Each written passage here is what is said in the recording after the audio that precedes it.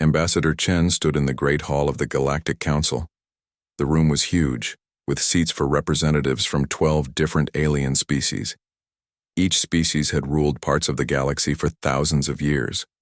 They thought they knew everything about war, peace, and power. Chen was the first human to ever stand in this room. Earth had just made contact with the galaxy 3 months ago.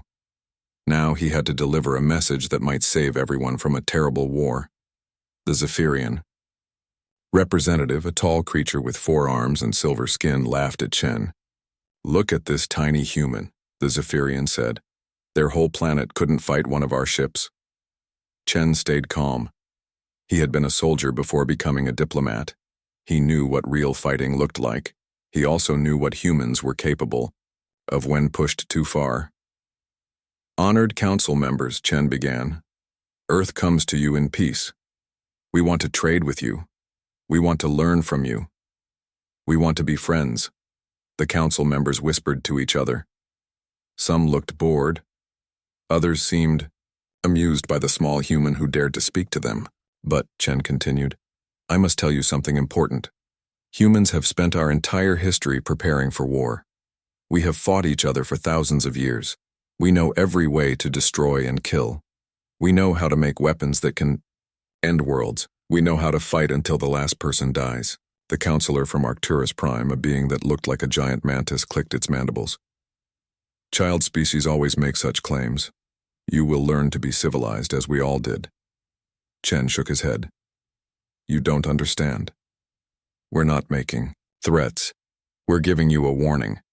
Humans can choose peace, but we never forget how to wage war. Please let us solve problems with words, not weapons." The Zephyrian stood up. General Korthak was the military leader of an empire that had conquered 40 star systems. He had destroyed entire civilizations.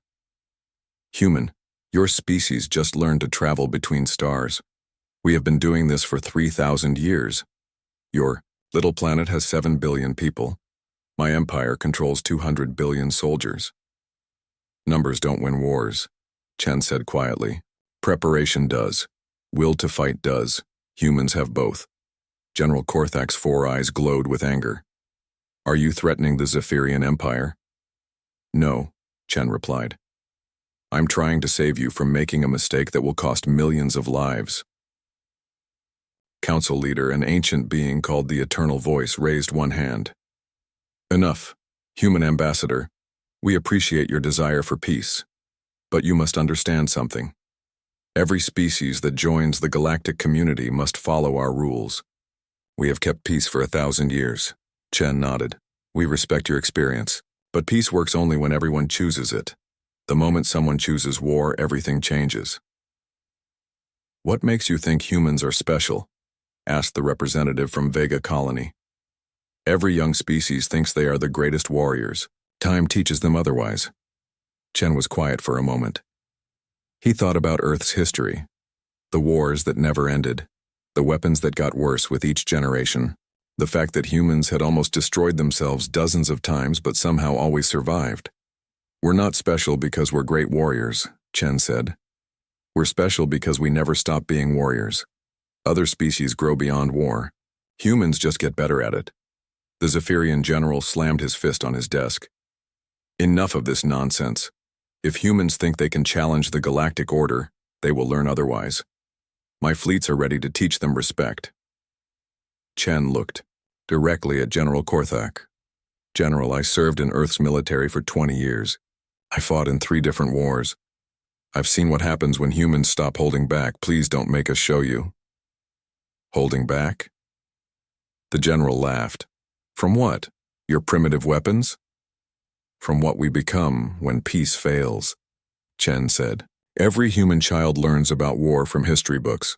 Every human adult knows how to fight. Every human colony has defenses you can't imagine. We build everything assuming that one day we'll have to fight for our lives." The council members looked at each other. Most of them thought Chen was just young and foolish. Their species had all given up warfare thousands of years ago. They couldn't imagine that any civilized species would still prepare for war. The Eternal Voice spoke again. "Ambassador Chen, we will consider your words, but understand that the galaxy has rules. If Earth wants to join our community, Earth must follow those rules.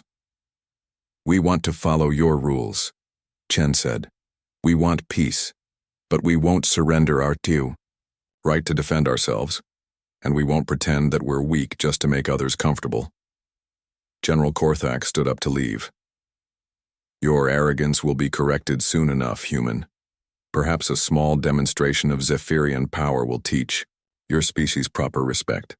Chen watched the general walk away. He felt sad, not angry.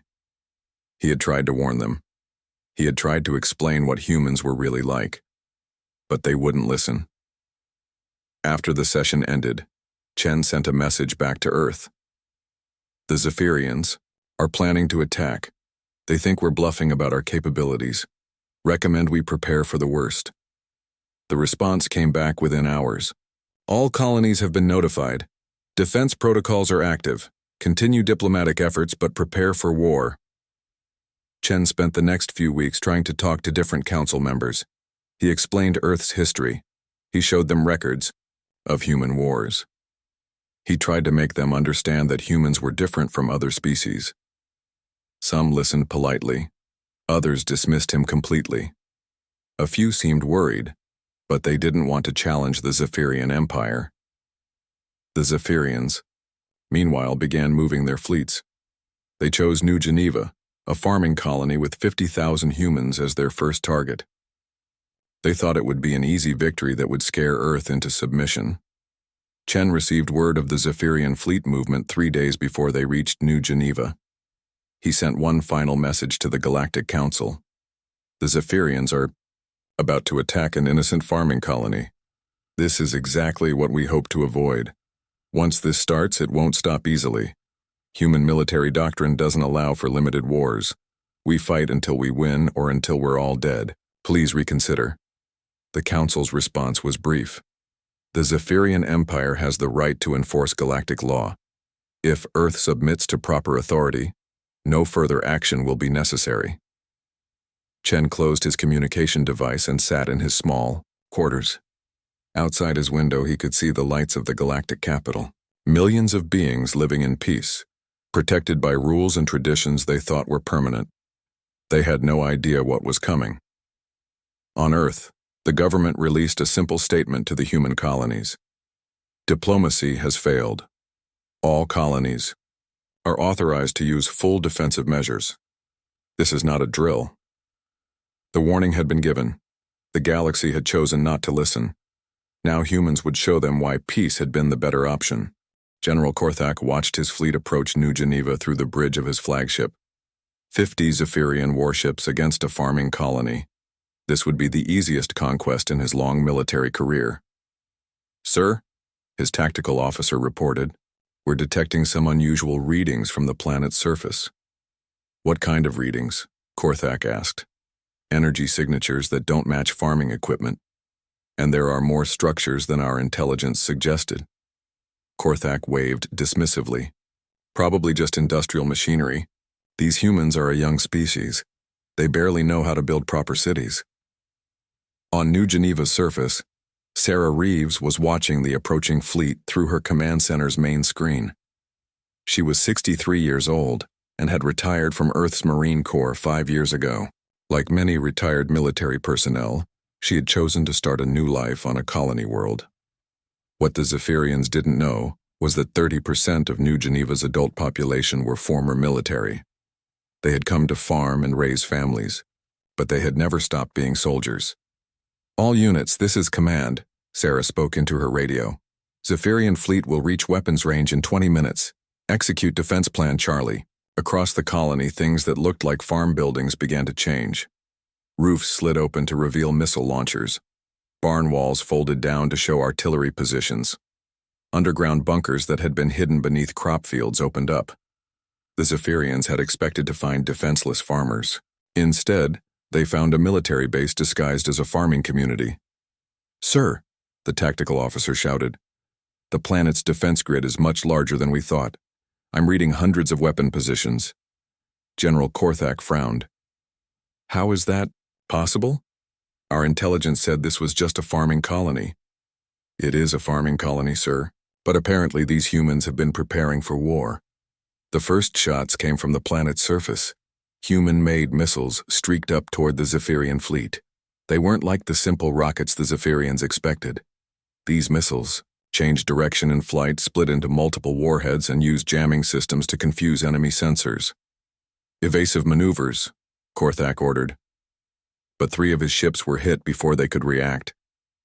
Sarah Reeves watched the tactical display in her command center. Around her, former soldiers worked at control stations they had built in secret over the past 2 years.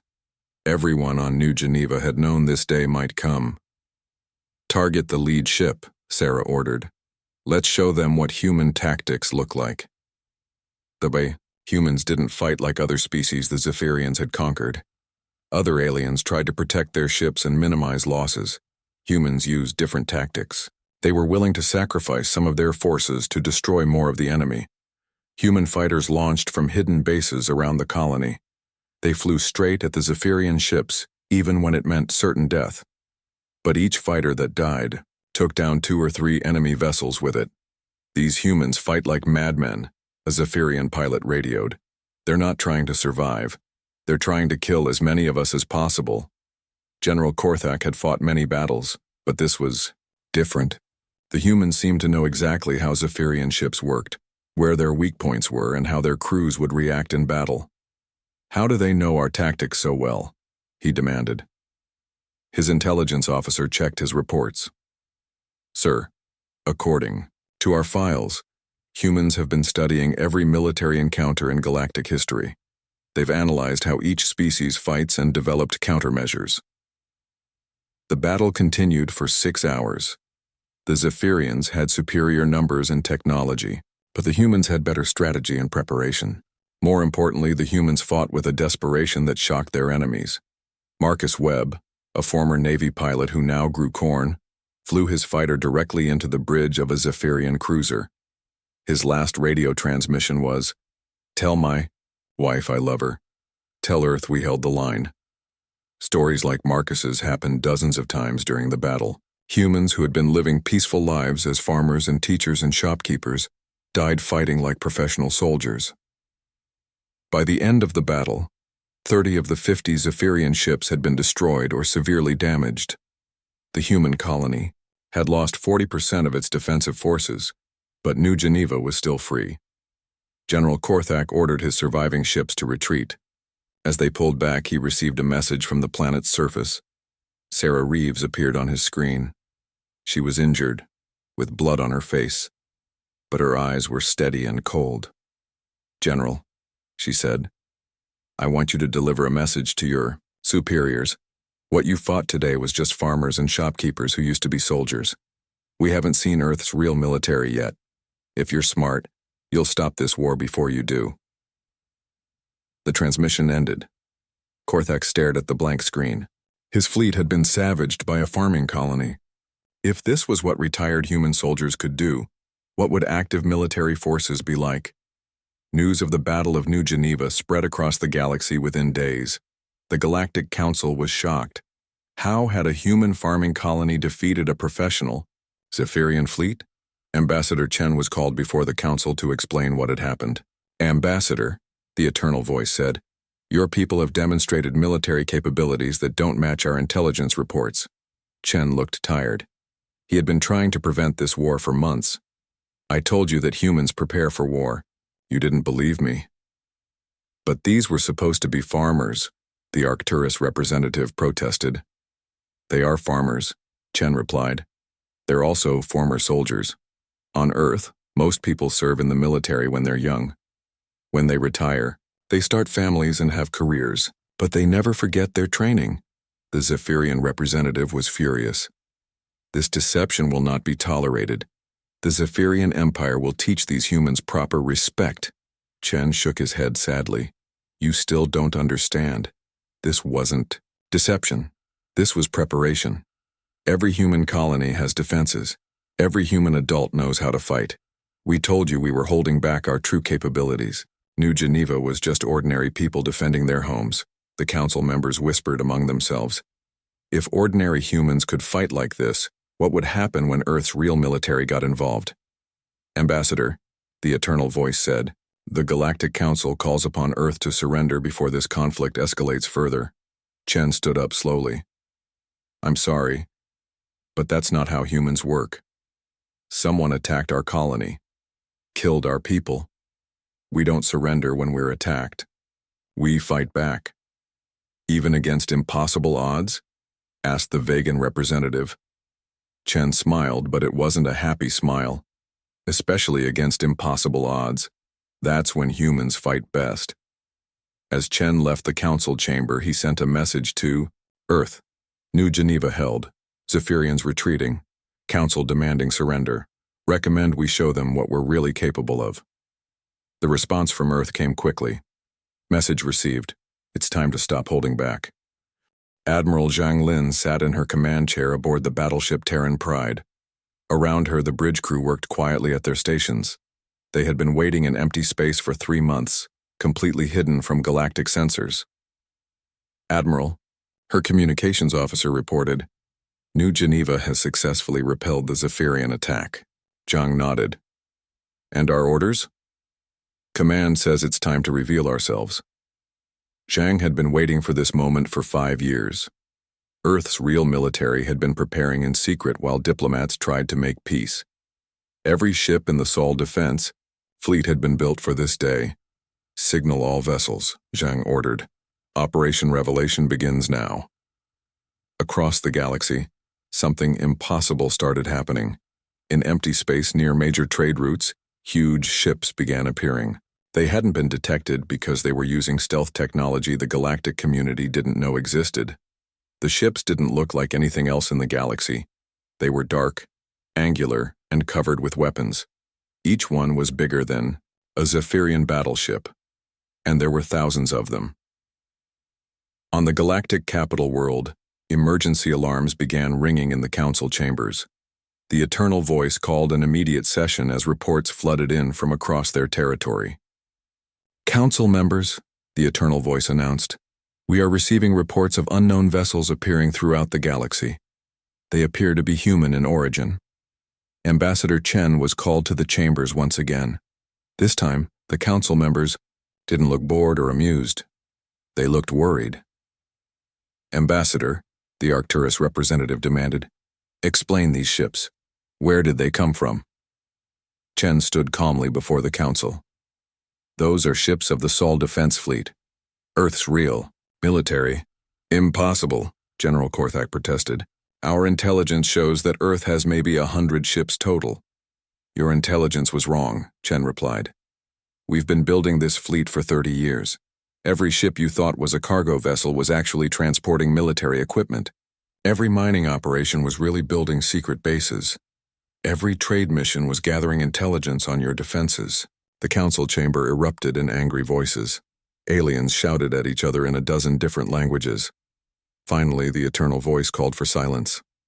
"How many ships?" the voice asked quietly. 8,412. Chen answered. "Each one designed specifically to fight against galactic military technology." Admiral Zhang's face appeared on screens throughout the galactic capital. She was a small woman with gray hair and cold eyes. Behind her, the bridge of her ship showed humans working with calm efficiency. "People of the galaxy," Zhang began. "I am Admiral Zhang Lin of the Sol Defense Fleet. 3 months ago, your representatives were warned that humans were holding back their true military capabilities. You chose not to listen." The Admiral paused, letting her words sink in. When the Zephyrian Empire attacked New Geneva, they thought they were fighting farmers. They were partly right. But those farmers were also trained soldiers. Every human colony has similar defenses. Every human civilian knows how to fight. General Korthak leaned forward. "What do you want, human?" "We want what we've always wanted," Zhang replied. "Peace. But since you chose war, we'll give you war." "Your fleet is impressive," Korthak said, "but the combined galactic military has over 50,000 ships. You're outnumbered 6 to 1. Zhang smiled. It was not a friendly smile. "General, you're thinking like someone who's never fought a real war. Numbers don't matter if you don't know how to use them." To prove her point, Zhang ordered a demonstration.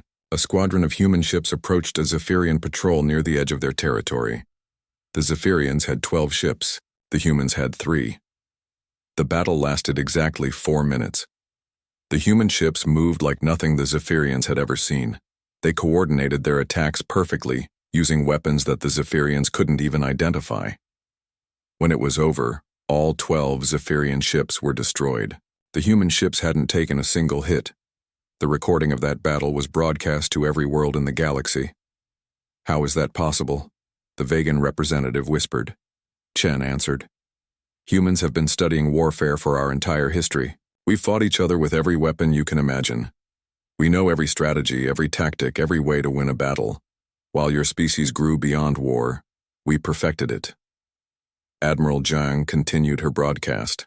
"For 50 years, you've all lived in peace because you forgot what war really looks like. You think war is about honor and rules and minimizing casualties. Human war is about winning, no matter the cost." She gestured to her tactical display. "We know the location of every military base in your territory. We know how your ships work, how your crews think, and how your leaders make decisions. We've been preparing for this war longer than some of your species have been spacefaring." The Eternal Voice spoke up. "Admiral, surely we can negotiate a peaceful solution."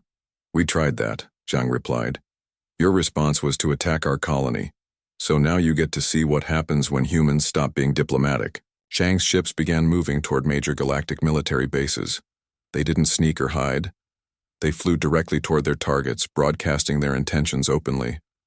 "This is Admiral Zhang to Zephyrian Command," she announced. "You have 1 hour to evacuate your base at Kepler Station. After that, we will destroy it completely."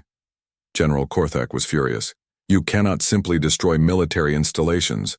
There are rules of war." "Those are your rules," Zhang said. "Humans have different rules. Our rules are simple. Win the eye.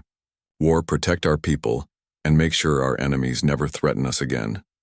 True to her word, Zhang's fleet destroyed Kepler Station exactly 1 hour after the warning. The base had been evacuated, so no one died, but the message was clear. Humans could destroy any target they chose. Similar attacks happened across the galaxy. Human fleets appeared at military bases, gave 1-hour warnings, and then completely destroyed the installations. They moved so fast that galactic forces couldn't respond. In 1 week, the humans destroyed 30 major military bases without losing a single ship. The Galactic Council called for an emergency session. The mood in the chamber was very different. From 3 months earlier, no one was laughing at humans anymore. "Ambassador Chen," the Eternal Voice said, "your military actions must stop immediately." Chen shook his head. "The attacks will continue until the Zephyrian Empire agrees to leave our territory permanently." "That's impossible," General Korthak protested. "The Zephyrian Empire doesn't retreat." "Then the Zephyrian Empire will be destroyed," Chen replied. Simply. The council members looked at each other in shock. This small human was talking about destroying an empire that had existed for 3,000 years. "You cannot be serious," the Arcturus representative said. "Humans are always serious about war," Chen answered. "We told you we were holding back. We told you that once fighting started it wouldn't stop easily. Now you're seeing what we meant. Admiral." Zhang's voice came through the speakers again. "Council members, you have a choice. You can order all military forces to withdraw from human space and sign a formal peace treaty. Or you can fight us and learn what total war really means." "And if we choose to fight?" the Eternal Voice asked. Zhang's expression grew even colder. "Then we'll show you why every human colony has weapons capable of destroying planets. We'll show you what happens when a species that's been preparing for war for 50,000 years finally stops holding back." The chamber fell silent. For the first time in 1,000 years, the Galactic Council faced an enemy they couldn't intimidate or control. Outside the chamber, Admiral Zhang's fleet waited in formation. 8,000 ships crewed by humans who had trained their entire lives for this moment. The warning had been given. The demonstration was complete. Now the galaxy had to decide whether they wanted peace or total war. But they were about to learn that humans had already made their choice. The Galactic Council's decision came after 3 days of desperate meetings. The Eternal Voice delivered their response to Admiral Zhang with a heavy heart. The Council has voted, the voice announced. We cannot allow humanity to dictate terms through military force. A combined galactic fleet will be assembled to restore order. Admiral Zhang listened to the message from her command ship. Around her, the bridge crew continued their work with quiet efficiency. They had expected this response. Very well, Zhang replied. We gave you the chance for peace. Now you'll see what human war really looks like. Within hours, every major galactic military force began moving toward human space. The Zephyrian Empire committed their entire fleet. The Arcturus Defense Force mobilized for the first time in centuries. Even peaceful species like the vegans sent their small military units. General Korthak took command of the combined fleet from his massive flagship, the Galactic Dominion. Around him stretched the largest armada in galactic history, 52,000 ships from 12 different species. This time we won't underestimate them, Korthak told his officers. We know humans are dangerous, but no force in the galaxy can stand against this fleet. The human response surprised everyone. Instead of massing their ships for a big battle, the Sol defense fleet scattered into small groups. Some went deep into galactic territory. Others hid near important trade routes. A few headed toward the galactic capital itself. What are they doing? Korthak demanded. This isn't how space battles work. His tactical officer studied the displays. Sir, it appears they're positioning for guerrilla warfare rather than direct confrontation. Impossible.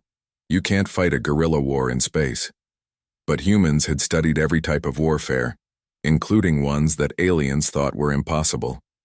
They had learned that space was just another environment to fight in, with its own rules and opportunities.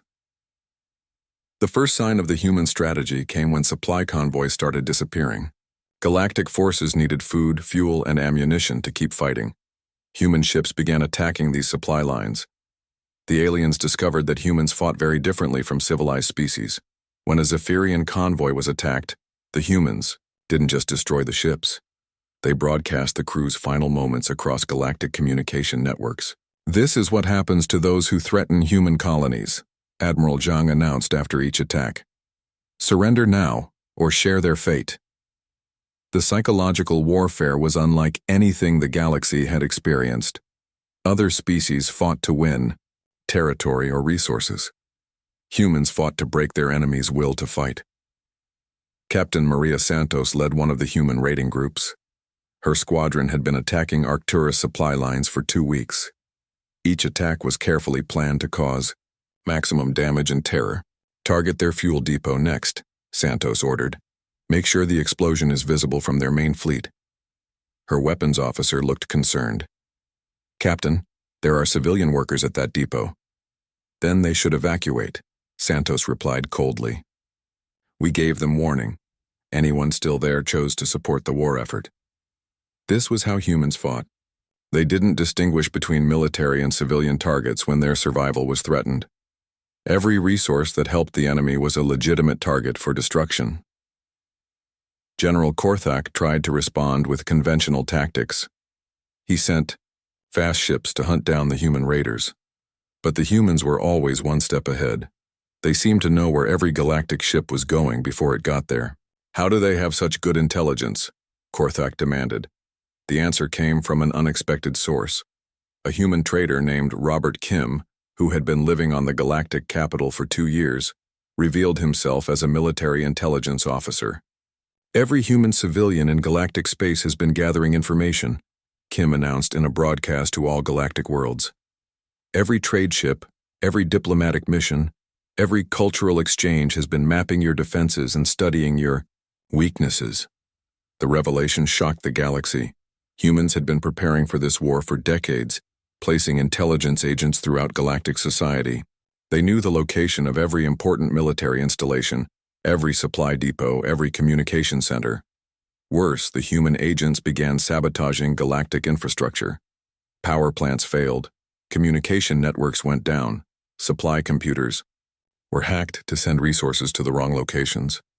They've been planning this for years, the Eternal Voice said in an emergency council session. How did we not see it? Ambassador Chen, who was still on the galactic capital, provided the answer. Because you didn't want to see it. We told you. We were preparing for war, but you thought that meant building a few ships. Humans prepare for war by assuming our enemies will be stronger, smarter, and more numerous than us. So we plan accordingly. The Galactic Fleet finally reached Proxima Station, where Admiral Zhang had positioned the main human force. General, Korthak expected to find 8,000 human ships waiting for battle. Instead, he found 3,000 ships in a trap that had been 20 years in the making. Sir, his sensor officer reported, I'm detecting massive energy readings from the station itself. Proxima Station looked like a simple trading post. In reality, it was a fortress that humans had been secretly building since first contact with the galaxy. The station was bigger than a moon and armed with weapons that could destroy entire fleets. Open fire on the station, Korthak ordered. The Galactic Fleet fired thousands of missiles and energy beams at Proxima Station. The weapons hit a shield that absorbed every shot without taking damage. Then the station fired back. The weapons that emerged from Proxima Station were unlike anything in galactic military experience. They fired beams of energy that cut through ship armor like paper. They launched missiles that could track targets across entire star systems. Some weapons created gravity fields that crushed ships into tiny balls of metal. What are these weapons? Korthak screamed as his fleet began dying around him. Admiral Zhang answered from her command ship. These are the weapons humans build when we're not holding back. We've had 50 years to study galactic military technology and design counters for everything you have. The battle at Proxima Station lasted 18 hours. When it ended, 47,000 of the 52,000 galactic ships had been destroyed or captured. The remaining 5,000 ships retreated in complete disorder. General Korthak found himself a prisoner aboard Admiral Zhang's flagship. His empire's fleet no longer existed. The combined military might of 12 species had been broken in a single battle. How? Korthak asked Zhang as he sat in his cell. How did you defeat us so completely? Zhang looked at the defeated general through the cell bars. Because you forgot what war really is. You thought it was about honor and courage and heroic battles. Human war is about preparation, deception, and doing whatever it takes to win. She paused, then continued. Every ship in your fleet was designed to fight other galactic forces. Our ships were designed specifically to kill yours. Every tactic you used came from galactic military doctrine that we've been studying for decades. Our tactics come from 10,000 years of human warfare. Korthak slumped in his chair. What happens now? Now, Zhang said, you learn what total defeat feels like. And maybe your people will understand why we tried so hard to avoid this war. News of the Galactic Fleet's destruction spread across all inhabited worlds within hours. The great powers that had ruled the galaxy for thousands of years had been defeated by a species that had barely learned to travel between stars. But Admiral, Zhang wasn't finished. The humans had won the big battle, but they intended to make sure no one would ever threaten them again. All galactic forces have 72 hours to surrender, Zhang broadcast to every world. After that, we demonstrate what human weapons can really do. The galaxy was about to learn that defeating the combined fleet had only been the beginning of humanity's war plan. General Morrison stood on the bridge of the dreadnought Humanity's Will as it approached the galactic capital. He was Earth's highest-ranking military officer, and he had come to end this war permanently. Behind his ship followed a fleet unlike anything the galaxy had ever seen. These weren't the ships that had fought at Proxima Station. These were humanity's deepest secrets, vessels built for one purpose only: to destroy entire civilizations if necessary. The galactic capital's defense fleet moved to intercept Morrison's ships. 500 vessels commanded by Admiral Vexhai of the Centauri Federation, the only major fleet that hadn't been destroyed at Proxima Station. Human ships, Admiral Vexhai transmitted. You are approaching the galactic capital without permission. Turn back immediately. General Morrison activated his communications array. His face appeared on screens across the capital world, where billions of aliens watched in fear. I am General Morrison of Earth's Strategic Command, he announced. I carry with me the final warning humanity will give to this galaxy. In the Galactic Council chambers, The surviving members watched Morrison's transmission with growing terror. They had just learned that their combined fleet had been annihilated. Now more human ships were approaching their capital. "General," the Eternal Voice transmitted, "the Galactic Council wishes to negotiate a peaceful end to this conflict." Morrison's expression didn't change. "The time for negotiation ended when you chose to attack our colonies.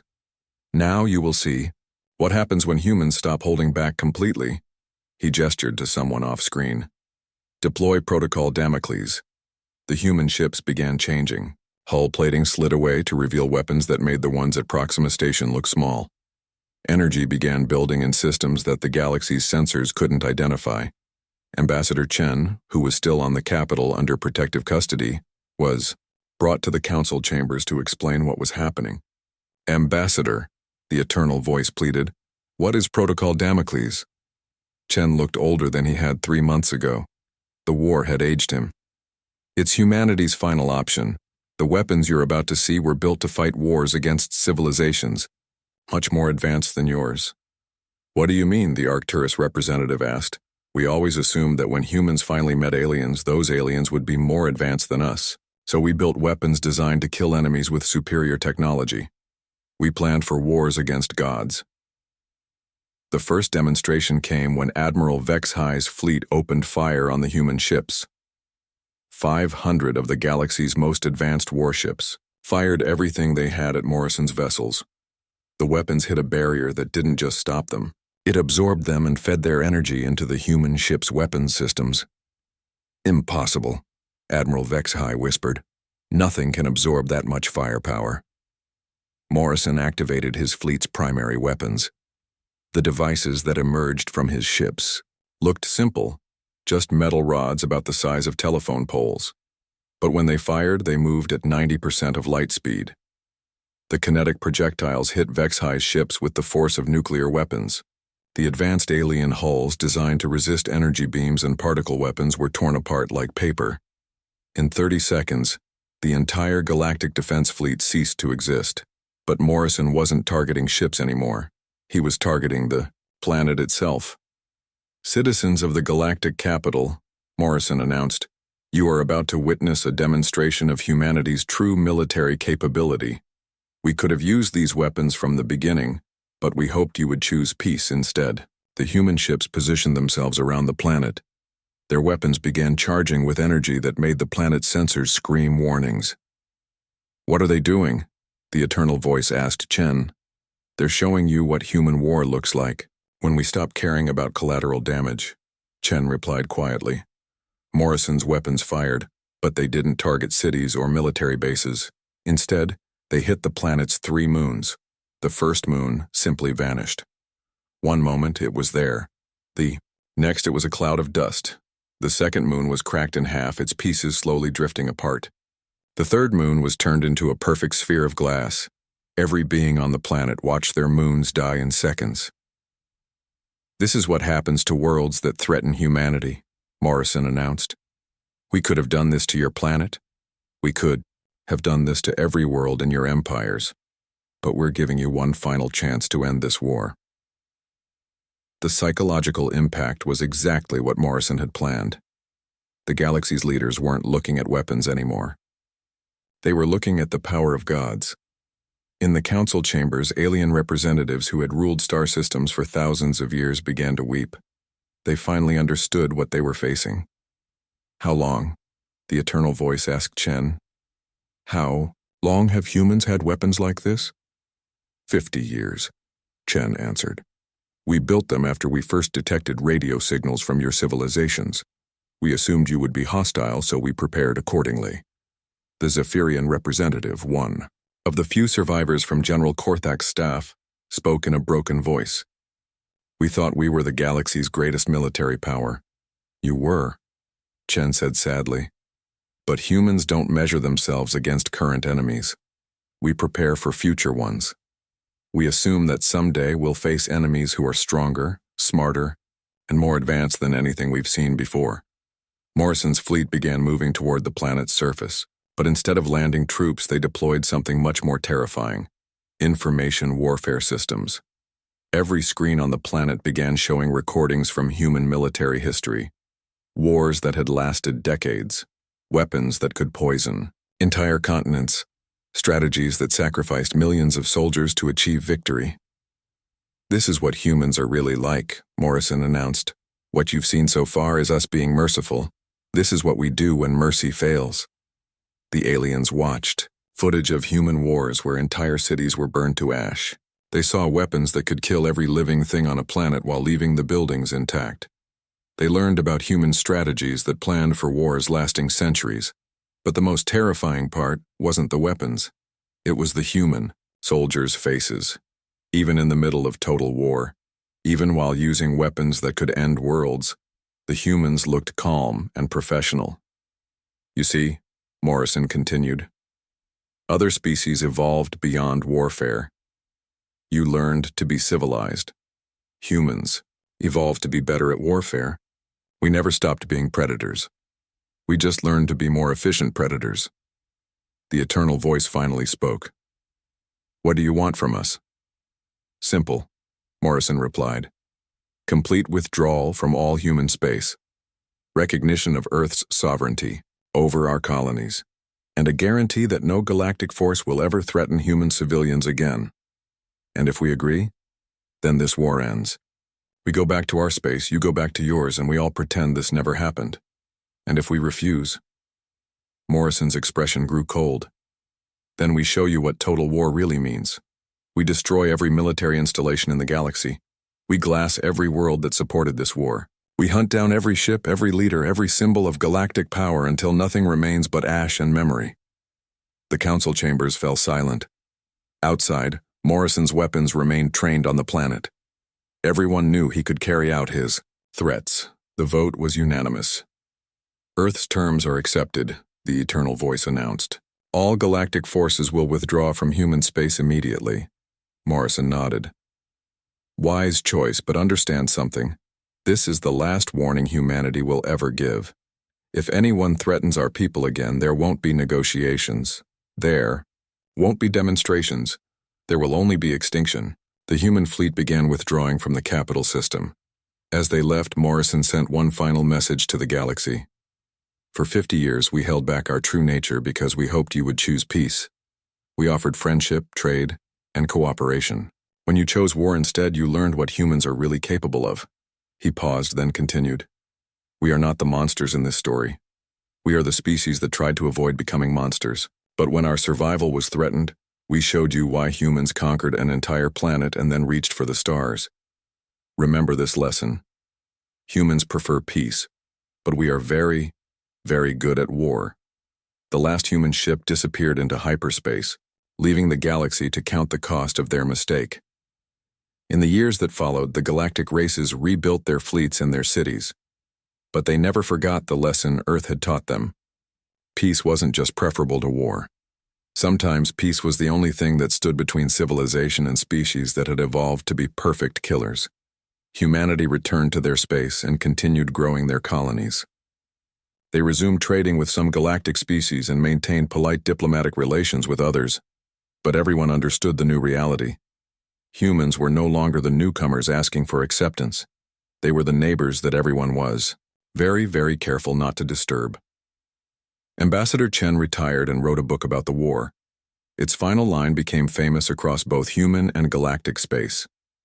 "We told them we were holding back. They chose not to believe us. Some lessons can only be learned the hard way."